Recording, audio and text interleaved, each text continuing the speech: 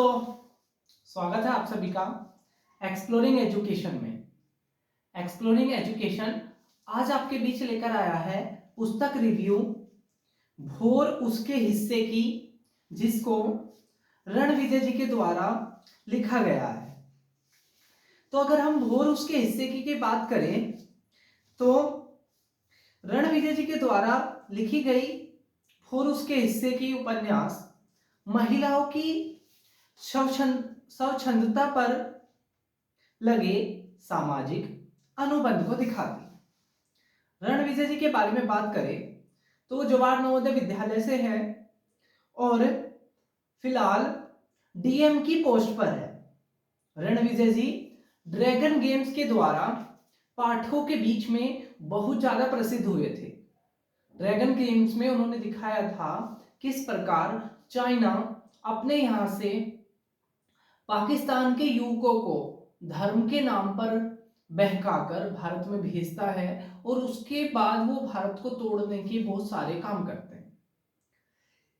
इस उपन्यास के बारे में बात करें तो यह तीन महिलाओं पर केंद्रित उपन्यास है, जहां पर तीन महिलाएं अपने संघर्षों का वर्णन करती है और स्वयं को पुरुष समाज के द्वारा छला हुआ महसूस करती है।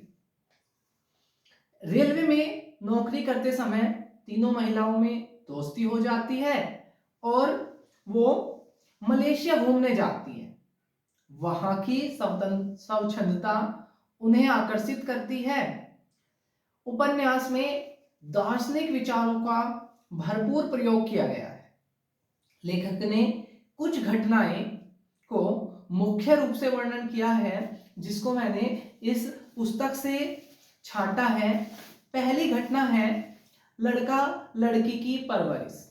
उपन्यास में दिखाया गया है कि किस प्रकार लड़के की चाह के लिए बार बार परिवार में लड़की आती है और जैसे ही लड़का आता है लड़की हाशिए पर चली जाती है। घर के मुख्य सामानों पर लड़के का हक उसकी परवरिश में ही दिखा दिया जाता है और लड़कियां हाशिए पर चली जाती है। अगला, लड़कियों को कामयाब होना के लिए समाज में लड़ना पड़ता है। तो उपन्यास में इन तीन महिलाओं में से एक पात्र को दिखाया गया है कि किस प्रकार उसको अपने परिवार में अपनी शिक्षा के लिए संघर्ष करना पड़ा और जब भी वो संघर्ष करती थी परिवार उसको बागी समझता था। इसमें एक और यहां पर दिखाया गया है कि जिस लड़की को बागी बनना पड़ा उसके साथ एक बार किसी लड़के ने छेड़छाड़ कर दी। इस छेड़छाड़ का असर ये हुआ कि उस पात्र की उससे एक बड़ी बहन थी, उससे छोटी बहन थी। दोनों जैसा परिवार कहता था ऐसे ही करती थी, इसलिए दोनों की छोटी उम्र में शादी कर दी गई। उनको पढ़ाई का अच्छा मौका नहीं मिला, लेकिन इस पात्र ने समाज के सामने अपना संघर्ष किया और परिवार में साफ बोल दिया कि वो अपनी पढ़ाई करेगी और अपनी लगन के दम पर उन्होंने अपनी पढ़ाई कंप्लीट करी। इसके बाद नेक्स्ट चीज दिखाई गई है कि अगर पत्नी की बड़ी नौकरी हो जाए और पति की छोटी नौकरी हो जाए तो पति इसको अपनी हीन भावना समझता है और कहीं ना कहीं उस पत्नी को नीचा दिखाता रहता है, ताने मारता रहता है। इसके अलावा एक चीज यहां पर दिखाई गई थी, हमारे समाज की जज करने की आदत। हम हर किसी व्यक्ति को जज करते हैं, क्या उसने पहना है, कैसे वो चल रहा है, क्या उसके विचार हैं, उसने ऐसा क्यों कहा। तो ये जज करने की आदत कई बार सामने वाले व्यक्तियों को बहुत ज्यादा परेशान कर देती है। नेक्स्ट लेखक में दिखाया गया है इस उपन्यास में कि जब ये मलेशिया घूमने जाती हैं तो इनको वहां पर एक पाकिस्तानी युवक मिलता है जो वहां पर किसी एक रेस्टोरेंट में काम कर रहा होता है। तो इनसे बातचीत होती है तो एक अपनापन, एक लगाव लगता है जब बाहर कोई अपने देश का मिलता है।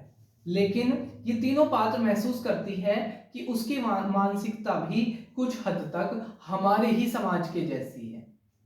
इसके अलावा एक सबसे बड़ी विडंबना कि इन 3 महिलाओं को घूमने जाने के लिए भी घर पर ये बोलना पड़ा कि उनकी ट्रेनिंग है और ट्रेनिंग का ये एक हिस्सा है जिसलिए वो बाहर घूमने जा रही है।